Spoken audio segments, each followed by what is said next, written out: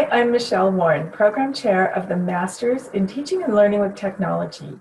And co-presenting with me is Chris Sorensen, Program Chair of the Masters of Science in Instructional Design and Technology.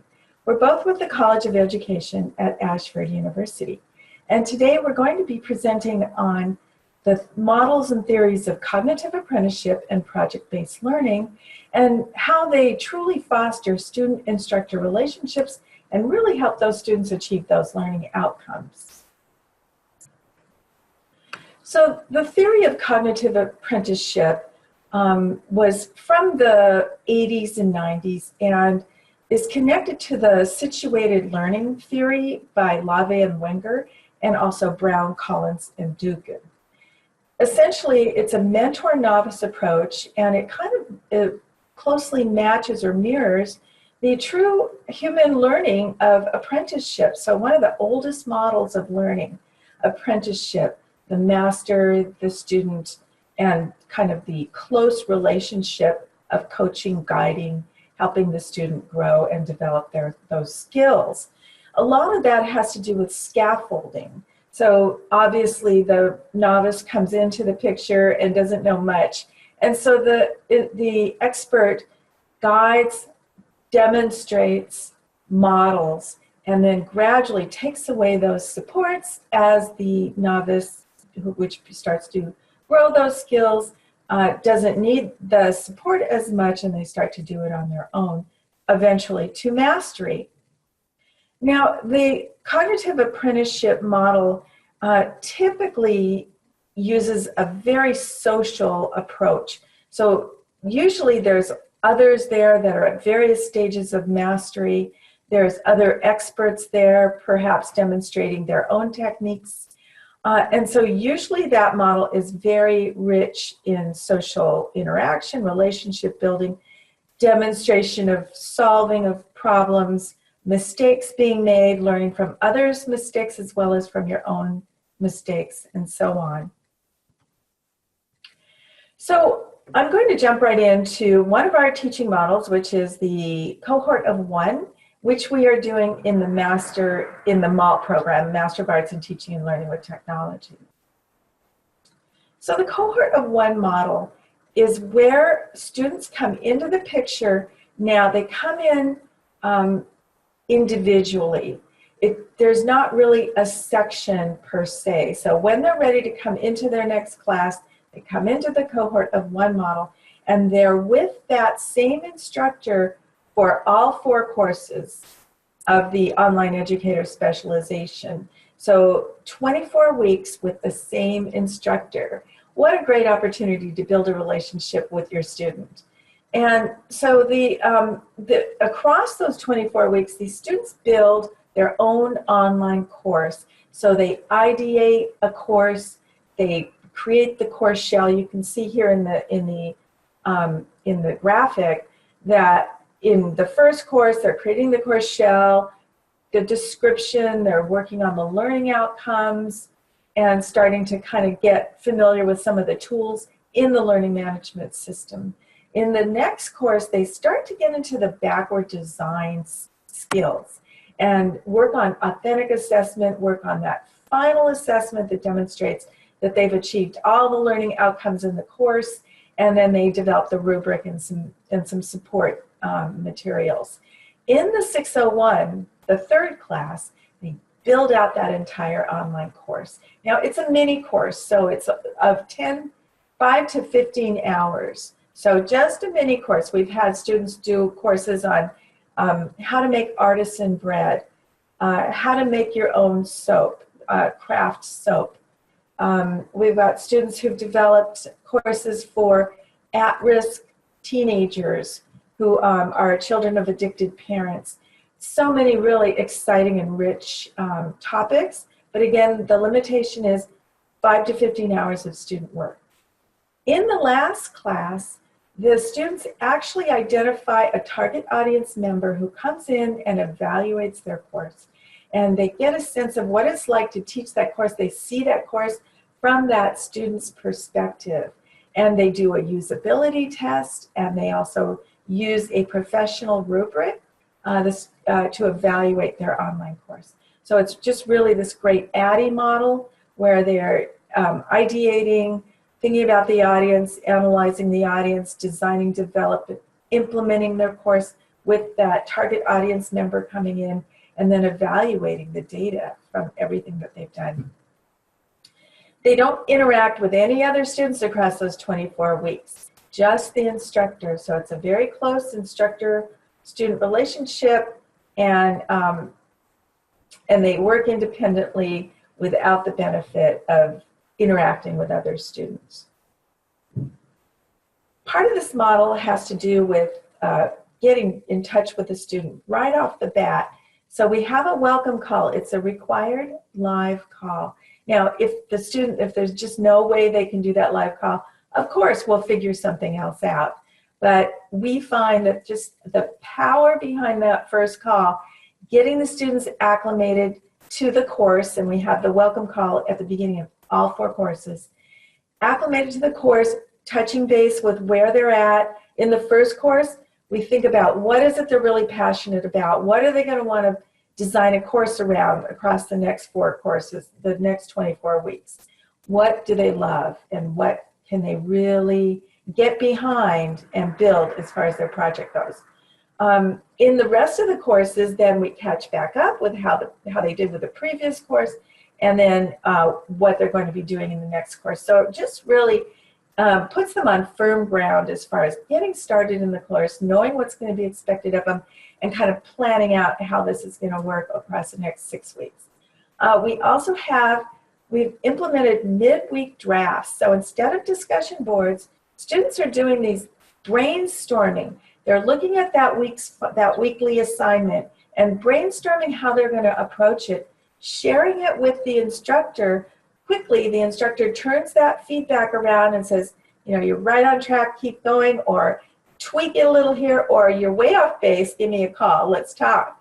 And it really helps a lot. And then linked to that midweek draft is occasionally, like if the assignment is tricky, like designing learning outcomes, we'll also ask them to do a video reflection, and we'll use the tools inside of Canvas for the student to capture their thinking. They verbalize it, they talk about it. We have some prompts around the midweek draft and the final week assignment, and it just really seems to kind of solidify their thinking and their ideas, and gives the instructor an opportunity to kind of get some of those implicit thinking and ideas around what they're doing.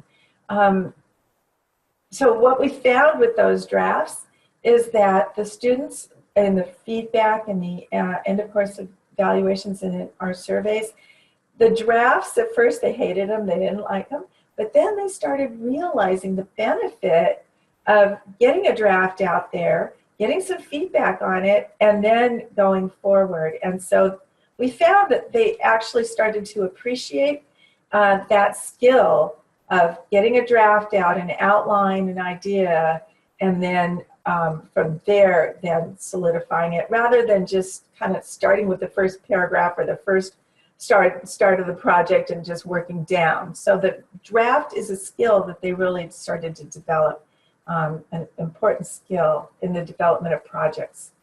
So then we also have office hours. I have live office hours using Zoom. It's great to see the students. A lot of them come and take advantage of it, and a lot of them say, if I didn't have the office hours, I would be lost.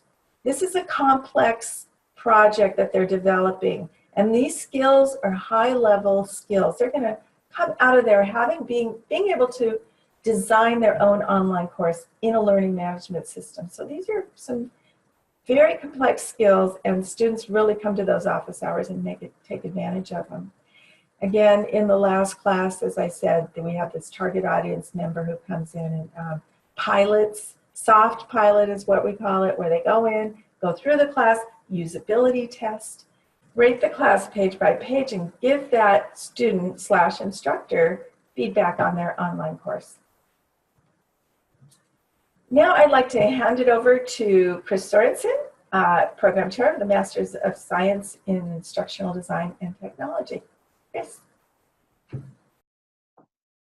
All right, so the second new teaching model comes from the Masters of Science in Instructional Design and Technology program, or also known as MSIDT, which I'm the program chair for. And this model really focuses, it's a combination of competency-based and project-based learning. So it's competency-based in that the curriculum has been designed and developed based on a set of instructional designer competencies, and students have to demonstrate a certain level of proficiency within these competencies in order to move through the program. And the curriculum is project-based in that we've developed a series of projects that students progress through. Each project, there's a total of 6 of them. Each project builds upon itself, and then students, they're basically going through the instructional design process. So they are placed in the role of an instructional designer. They start by identifying a problem that can be solved using a learning solution, and then they're going to design and develop the solution. So that's what these projects are all based on. And again, students are demonstrating competencies that are aligned to the field of instructional design and technology as they move through this program. Now, just to give you kind of a little example of the coursework within the MSIDT program. So, here's a list. Now, this is not a full list of everything that the students do, but students have to conduct a front-end analysis. They put together a design document. They develop storyboards, a communication plan. They have to conduct a project evaluation. They actually develop a full working prototype of their project, and then they have to take that prototype and they have to alpha and beta test it. So these are all examples of what an instructional designer would be asked to do in the workplace. So, and that's a key feature of competency-based learning, is that strong connection between the coursework or the projects that students are working on, and then also what they would be asked to do in the workplace if they were actually in that role of an instructional designer. Now, competency-based learning and follows kind of a mentor evaluator model, which is very in line with the idea of cognitive apprenticeship that Dr. Warren was talking about. So in the MSIDT program, in the competency based version of this program, students are paired with a full-time mentor. And so they're going to work with this mentor as they are working on these projects. And so you can kind of see at the top of the screen, we have this nice little diagram. We have this back and forth going on between the mentor and the student as they're working on the project. Now, when the project is ready to be evaluated, it is sent to a separate individual known as the evaluator. And so this really creates a more objective evaluation process. And so the evaluator is going to strictly evaluate the student's project based on how well the student has been able to demonstrate the competencies that align to the work within that project. And so if the evaluator goes through and everything looks to be, being performed at that level of proficiency that's been established, then the evaluator, they provide feedback. And then, if the student demonstrates the competencies at that level of proficiency that's satisfactory, then they can move on to the next project. Now, if anywhere in the project the student is not demonstrating a competency or multiple competencies at a particular level of proficiency, they receive feedback, the project gets returned to the student, and then the student can revise the work and again work with the mentor to update and revise their projects to be able to make sure that they meet those competencies, And so that process just repeats until the student has demonstrated that level of proficiency within all the competencies, and then can move on to the next project. This here just kind of represents the learners, another learner support framework that's in place. It's a very student-centric model. As we can see, there's lots of individuals that are all working with the students from multiple angles. The students working with enrollment specialists. They have a graduate advisor, and of course their mentor But then the mentor also becomes a facilitator between the graduate advisor and the student, or the evaluator and the student. We have this other role, the FSDA, which is like a faculty support individual. And so they're really working with the mentor and evaluator, but then also facilitating the relationship between those faculty and the graduate advisor. So we have a great, support framework that's in place for the student as they're moving through the program. So the next few slides are going to be actual examples of some of the work that students are producing in the program right now, just to kind of give you a little bit of a picture of what that looks like. So the first one is what we're looking at here is part of a task analysis. And so this is done early on in the instructional design process. Students identify the goals that they're looking to achieve within the project, and then they have to break those goals down into tasks. So you can see this student here did a really nice job of organizing this task analysis. We see the goals along the left, and then each of the goals is further broken down into the tasks that the participants that go through the training that they're gonna that the MSIDT students going to develop. These are the tasks that the participants would have to go through in order to then meet that end goal. Here we have an example of a flowchart. So the students also have to put together flowcharts of their, we do macro and micro level flowcharting. Again, this is a common practice within the instructional design process. And so this particular student is going to be designing and developing an e-learning course. And so what we're looking at here is just a flowchart that represents how a participant would progress through this e-learning course. And so we can see that we got a lot of decision trees going on, again, so this would be more of a micro level. So we're getting a much more detailed of the process that a participant would go through in this particular e-learning course that the MSIDT student is designing and developing. This next example is a cost-benefit analysis, or part of a cost-benefit analysis. Again, common practice when developing a project. So here we see, and this is an actual estimates of what it would cost the student to develop this particular project. So we can see here that they've broken down the cost. The cost looks like it would take a little, over $15,000 to develop and launch this project. But the benefits that they've calculated here look to be almost $61,000. So there's actual total savings of over $45,000. So again, this is an actual cost benefit analysis that the student has conducted on their project. And so the project they're developing is actually going to save their company about $45,000 once they implement this training. Finally, this is just an example of a timeline that's been put together for this project. Again, so this particular student used a software, a project management software, in order to break down the major milestones of the project. And so you just kind of see how that visually looks here. Again, common practice within the project management is a key piece to the instructional design process, and so that's part of the competencies that have been built into the program and that students work through.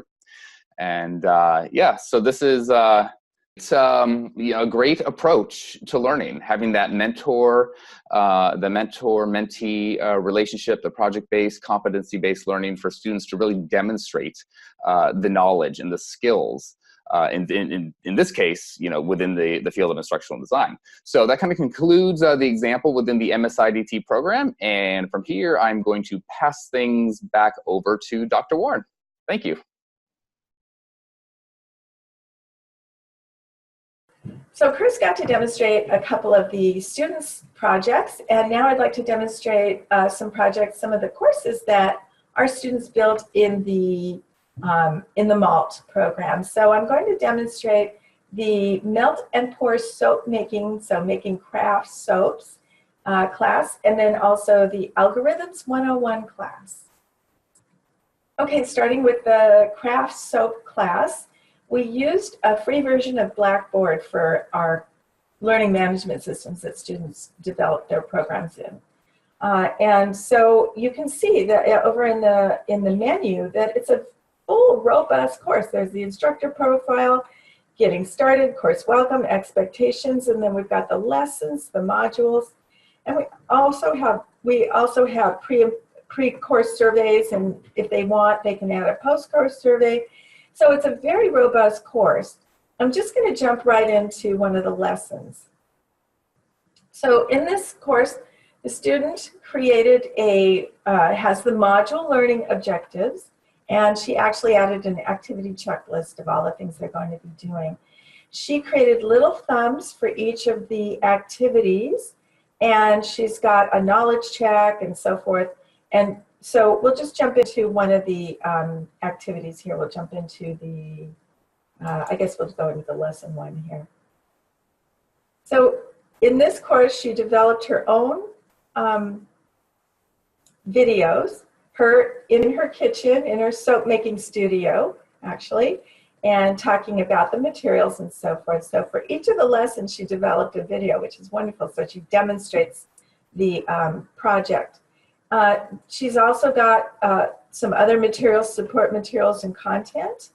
And as we go through deeper into her course, she offers lessons. So she's actually got some content around the colors that they want to use. She created a blog, so that's a student activity.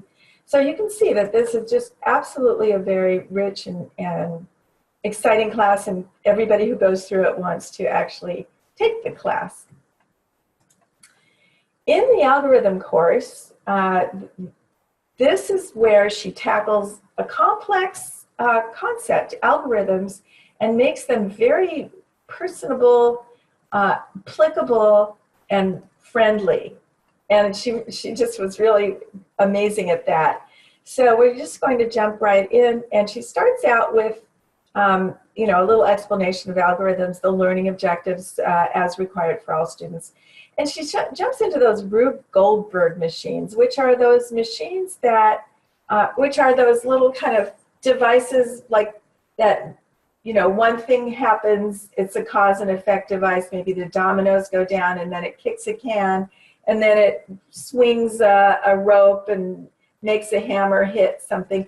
And it's just all these functions which really demonstrate the algorithm just perfectly, step-by-step cause and effect.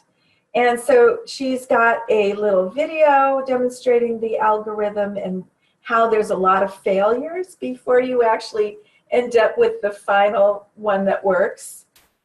She talks about Ada Lovelace and that historical influences. She has the students develop an infographic on algorithms. And then in the module 2, she has them actually kind of experiment with algorithms. She's got a little online game to play with algorithms. She talks about computational thinking. And then they start to play more and more with the steps around an algorithm. And finally, they develop their own algorithm around a problem or an event, like planting a garden, building a doghouse, a family reunion or wedding, etc. So designing in the end, they design a real world algorithm. And again, taking the concept of the mathematical concept of an algorithm and really applying it to the real world. Just brilliant, very robust also. 2 wonderful, robust, and really fun courses. Makes you want to take them. So as we think about our models that we're piloting at Ashford, the cohort of 1 model, and the project-based learning model in the Masters of Instructional Design and Technology, one of the things that's missing is this isolation. So the socialization aspect, students are isolated. It's just the instructor and them throughout the entire project. And so the cognitive apprenticeship piece around the social interaction, the learning from others' mistakes as well as your own, getting feedback from peers, people at various levels of skills, as well as experts, maybe a couple different experts. That's not there. So one of the ways that we're kind of trying to think about how to offer that opportunity is looking at social media and how we can put students in touch with each other, and possibly even building in some assignments and activities where students are required to go to the social media, perhaps share their courses, and get feedback from other students, and hopefully they'll start to build a relationship with other students, not just go there just because it's part of the required activities, but go there for communication and relationship and feedback on their work, and maybe talking about things outside of their work. So starting to build relationships and networks with others at various skill levels. The other thing that may be missing in these models is this in situ approach. So for the situated learning, the cognitive apprenticeship, those take place in the workplace typically. And so you've got a lot of implicit, unspoken things going on in that workplace that the novice or the apprentice is picking up along with the actual skills. It might be, there might be some stress around getting the project done. There might be some, joy around the leader who's managing well. So there's a lot of things that might be missing here in this experience. Some students are able to take these skills and apply them to their workplace. A lot of them actually are showing their work to their managers because they're designing things relevant to the workplace, showing them to colleagues, getting feedback on them. So that is happening with many students. Others are struggling to find applicability. So what our recommendation is, the most important thing is to start out with an area of passion. Think about their focal point. It doesn't have to be around work or academics at all. It can be something that they love or are passionate about. Again, we've had a couple people design courses for students at risk, youth at risk, and thinking about their future, helping them redesign their future. We've had students design courses for military with traumatic brain injury. We've had students develop courses for, again, artisan bread, how to make a great grilled cheese sandwich, and how to make a t-shirt, a special artisan t-shirt. So things that you love to do are most important, not only because they're doing it across many, many weeks, but also because it helps them find a way to connect it to their real world and their true life. So that's our recommendation, is start out with something that they love and go from there. Very briefly, I just want to talk about some of the research that we're going to start doing here in the cognitive apprenticeship model. So essentially, Fitz and Posner suggests that there's 3 stages of learning. Now, they've applied these to sports and kinesthetic type learning skills, but we find that it really is appropriate for the cognitive apprenticeship learning. And there's the cognitive stage, which is where they're just kind of declaring the understanding, repeating back the concepts and ideas, not really making it their own yet. Associative stage is where they start to strengthen those skills, start to connect the dots, start to actually apply those skills in their own work and projects. And then finally, the autonomous stage, which is the skill mastery. And again, you can see this scaffolding going on here. So we've developed a questionnaire that kind of speaks to each of these stages. And things like, my instructor's demonstrating it, giving me advice, giving me opportunities to explain my thinking, and then moving into the instructor decreasing the scaffoldings, decreasing the assistance, comparing the student skills with those of the instructor. They're actually starting to do it, explore on their own, learn from mistakes. And then the mastery side of it, I developed a course that's ready for teaching. And I plan to teach my online course, and I plan to use it as a portfolio piece. and I'm confident that I can develop a course by myself. So this is for the MALT, and we will tweak it for the Masters of Science in Instructional Design and Technology. So that's it briefly in a nutshell, and we really enjoyed being able to present our work and our ideas to you. And thank you so much for joining us, and I'll leave you with our references section. Thank you.